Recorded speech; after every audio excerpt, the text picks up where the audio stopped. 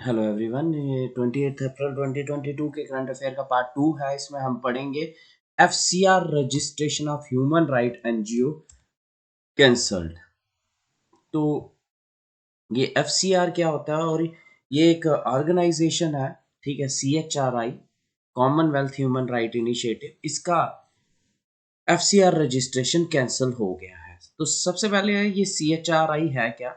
ये Commonwealth human right initiative एक organisation है, इंटरनेशनल ऑर्गेनाइजेशन है। ये किसके लिए लड़ती होगी? नाम से ही पता चलता है, उनके लिए, ह्यूमन राइट्स के लिए जो कॉमनवेल्थ मेंबर्स हैं। Work for human rights in Commonwealth countries. तो कॉमनवेल्थ कंट्रीज क्या होती हैं? सबसे पहले आ जाता है कॉमनवेल्थ कंट्रीज कौन सी हैं? वो कंट्रीज जो कभी ना कभी ब्रिटेन का ब्रिटेन के कॉलोनी रह चुकी हैं, वो कंट्रीज आती। खुद ब्रिटेन, और जो कंट्रीज जो किसकी रह चुकी हैं कभी ना कभी, कॉमनवेल्थ, कभी ना कभी ब्रिटेन की कॉलोनीज रह चुकी हैं। ये 54 कंट्रीज है। कुछ कंट्री कभी लीव कर देती, कभी ऐड हो जाती, ऐसा चलता रहता है। तो ये इसका सेम लोगो है, CHRI, Commonwealth human right initiatives. तो नेक्स्ट आ जाता है ministry of home affairs. Ministry of home affairs ने कैंसिल कर ली है FCRI registration of CHRI।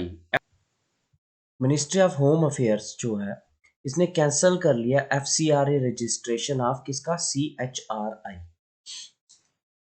Commonwealth human right initiative का FCRA रजिस्ट्रेशन किसने कर दिया? Cancel, ministry of home affairs ने। कोई भी ऑर्गेनाइजेशन है उसका, कोई भी ऑर्गेनाइजेशन है, इसका FCRA रजिस्ट्रेशन बहुत मैंडेटरी है फॉर किसी भी एनजीओ जहाँ एसोसिएशन के लिए। ये FCRA होता क्या है? फॉरेन से जो इनको पैसा वगैरह आता है ना, उसकी रेगुलेशन करना, फॉरेन कंट्रीब्यूशन रेगुलेशन एक्ट। तो सबसे पहला अभी तक हमने क्वेश्चन पढ़ा है कि भाई एक Commonwealth health Commonwealth human right initiative है, उसका रजिस्ट्रेशन FCRA ने कैंसिल कर लिया है। तो FCRA के हेड कौन होते हैं, को किसके कंट्रोल में आता है? ये फॉरेन कंट्रीब्यूशन रेगुलेशन एक्ट, ये मिनिस्ट्री ऑफ होम अफेयर्स के अंडर आता है। जो इस टाइम पे कौन है? जो इस टाइम पे अमित शाह है। तो ये क्या है? ये होता है कि फॉरेन फंड्स कितना लेना है और कैसे लेना है वो। तो एनजीओ का foreign contribution act, foreign contribution regulation act, पहले जो इसका था, इसने कुछ माल प्रैक्टिस की जिसके कारण 180 दिन के लिए क्या कर लिया, इसका पहले सस्पेंड कर दिया जून के महीने में 2021। तो जून के में था तो दिसंबर में खत्म था, दिसंबर में खत्म हुआ, ठीक है। फिर उसने उसने एक्सटेंड कर दिया। तो कॉमनवेल्थ ह्यूमन राइट इनिशिएटिव कहाँ चली गई? है दिल्ली कोर्ट में चल गई, move the Delhi court against the suspension. But court ने कहा कि हम आपके और मिनिस्ट्री ऑफ होम अफेयर्स के मैटर में इंटरफेयर नहीं करेंगे। पॉलिटिकल कमेंटेटर और author Sanjoy Hazarika recently step down as international director of CHRI। International director कौन थे CHRI के? संजय हजारिका, इन्होंने भी स्टेप डाउन कर लिया। नेक्स्ट आ जाता है सीनियर एडवाइजर कौन है? माजा दरूवाला, ये सीनियर एडवाइजर है, माजा दरूवाला। क्लियर? तो FCRA ने दो कंपनीज की रजिस्ट्रेशन को क्या कर दिया है? कैंसिल कर दिया। एक थी CHRI, Commonwealth human right initiative. दूसरी थी कौन सी? अपने आप वुमेन वर्ल्ड वाइड, अपने आप वुमेन वर्ल्ड वाइड, AAWW। ये सेक्स ट्रैफिकिंग के अगेंस्ट करती थी, इसकी भी कैंसिल कर दी गई है। अपने आप वुमेन वर्ल्ड वाइड कहाँ की है? कोलकाता बेस्ड है। तो अभी तक कितनी? 16,000 16,888 FCRI जो FCRA रजिस्टर NGOs हैं, ठीक है, इतनी रजिस्टर रह चुकी हैं। पहले 22,000 थी। क्लियर। तो क्या क्या पढ़ लिया हमने? FCRA, FCRA क्या होता है? Foreign foreign contribution regulating act. ठीक है, इसके accordingly ministry of home affairs ने CHRI और अपने आप वुमेन वर्ल्ड वाइड की क्या कर ली है? कैंसिल कर लिया रजिस्ट्रेशन। नेक्स्ट, कॉमनवेल्थ कंट्रीज क्या होती हैं? इनको हम कॉमनवेल्थ कंट्रीज छोड़ के कॉमनवेल्थ नेशन भी बोलते हैं। ब्रिटिश कॉमनवेल्थ ऑफ नेशंस भी बोला जाता है। एक फ्री एसोसिएशन है sovereign state comprising UK kingdom और number of former dependencies. Former जो इनकी क्या रह चुकी हैं? कॉलोनियस रह चुकी हैं, वो इसमें मेंबर आती हैं। नेक्स्ट, आज इसमें कितनी कंट्रीज हैं? 54 मेंबर स्टेट्स हैं। हेड इसका कौन होता है? हेड होता है क्वीन वेल्थ एलिजाबेथ। जो क्वीन होती है वो होती है हेड, क्वीन एलिजाबेथ सेकेंड है इस टाइम पे। और हेड क्वार्टर कहाँ है इसका? मार्लबोटक लंदन में है। इस्टेब्लिश कब हुई थी ये? बाल्फर डेक्लेरेशन से हुई थी। बाल्फर डेक्लेरेशन से 1926 में एस्टेब्लिश हुई। फिर उसके बाद स्टैचू ऑफ वेस्टमिनिस्टर 1931। फिर जब देश आज़ाद होने लगे तो उस टाइम देखा गया क्या होना चाहिए, रखना चाहिए इसको, तो लंदन डेक्लेरेशन 1949 से ये इसकी फॉर्मेशन में रिस्पॉन्सिबल। तो कॉमनवेल्थ कंट्रीज कौन सी हैं जो कभी ना कभी रूल कॉलोनी रह चुकी हैं? किसकी? ब्रिटेन की। इसमें 54 मेंबर्स हैं। कब इसका हेड कौन होता है? इसका हेड होता है इसका जो क्यून हो या किंग हो ब्रिटेन का वो। और कहाँ इसका हेडक्वार्टर? London England. बनी कैसे थी? Balfour declaration I 19, statue of Westminster 19, London declaration 19। अब ये फॉरेन कंट्रीब्यूशन रेगुलेटिंग एक्ट क्या है? ये रेगुलेट करता है फॉरेन डोनेशंस को और इंश्योर करता है कि ऐसी डोनेशंस जो होती हैं हमारी इंटरनल सिक्योरिटी को इफेक्ट नहीं करती, करें, इंटरनल सिक्योरिटी पे इफेक्ट नहीं करें। ठीक है, और रेगुलेट करती हैं किसको?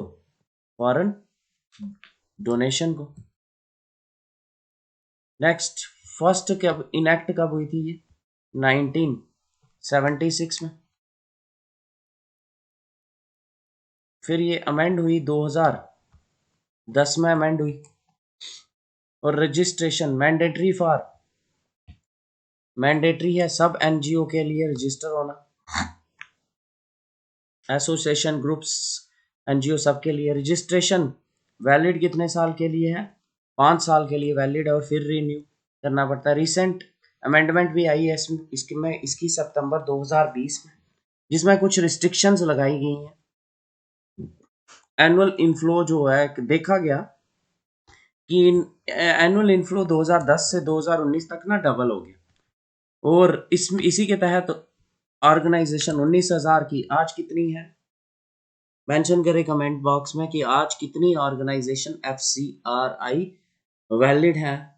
ठीक है, तो नेक्स्ट, फंड ट्रांसफर को प्रोहिबिट किया गया है कि किसी के अकाउंट में ये फंड ट्रांसफर नहीं होगा, काम के लिए होगा, अकाउंट के नहीं, बाय ऑर्गेनाइजेशन टू इंडिविजुअल या एसोसिएशन। एक सिंगल बैंक अकाउंट होना चाहिए और वो कहाँ पे खुला होना चाहिए? ब्रांच किसी SBI इन दिल्ली। शेयर्ड इन्फॉर्मेशन रहनी चाहिए, आधार मैंडेटरी रहना चाहिए। और एडमिनिस्ट्रेटिव एक्सपेंडिचर्स, जितना भी पैसा है एडमिनिस्ट्रेटिव एक्सपेंडिचर का पे उसका सिर्फ 20% लगा सकते हैं। तो एक ही सिंगल बैंक अकाउंट होना चाहिए और किसी भी ऑर्गेनाइजेशन के द्वारा किसी इंडिविजुअल या एसोसिएशन में वो पैसा ट्रांसफर नहीं होना चाहिए। शेयर्ड इन्फॉर्मेशन होनी चाहिए, क्यों ये हो रहा है क्यों नहीं, वो सब कुछ बैंक को पता होना चाहिए। आधार को मैंडेटरी कर दिया। एडमिनिस्ट्रेटिव एक्सपेंडिचर सिर्फ 20%। इसी के साथ हम कॉमनवेल्थ कंट्रीज के बारे में भी पढ़ते हैं। कॉमनवेल्थ गेम्स के बारे में, कॉमनवेल्थ गेम्स स्टार्ट हुई 1930 में। अभी रिसेंटली वेन्यूज कहाँ कहाँ है इसकी, कहाँ कहाँ हुई है? अभी आया है कि कॉमनवेल्थ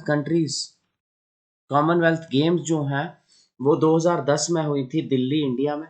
और ये कौन सी थी?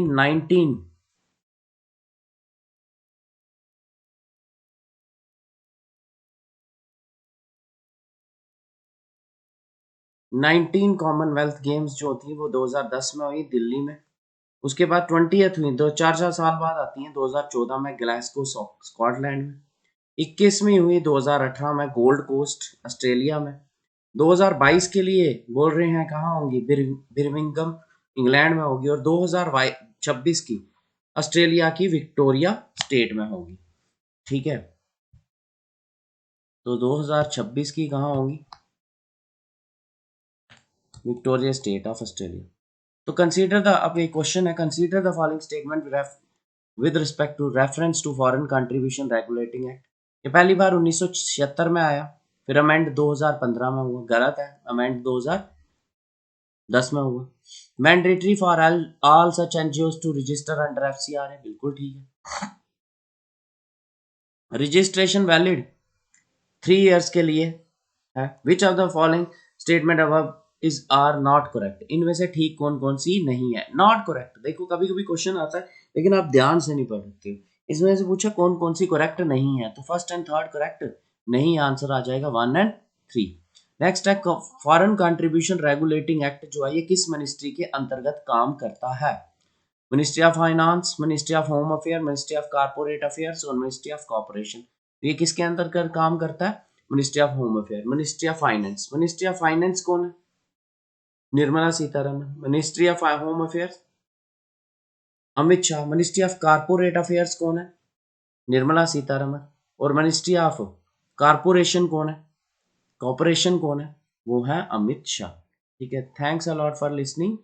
प्लीज़ इसको शेयर भी करें, सब्सक्राइब भी करें, ताकि ऐसी ऐसी मैं वीडियोस, आप मेरा कॉन्फिडेंस बूस्ट करो और ऐसी ऐसी वीडियोस आती रहें और जल्दी से जल्दी आपकी किसी ना किसी एग्जाम में सिलेक्शन हो। Thanks a lot for listening.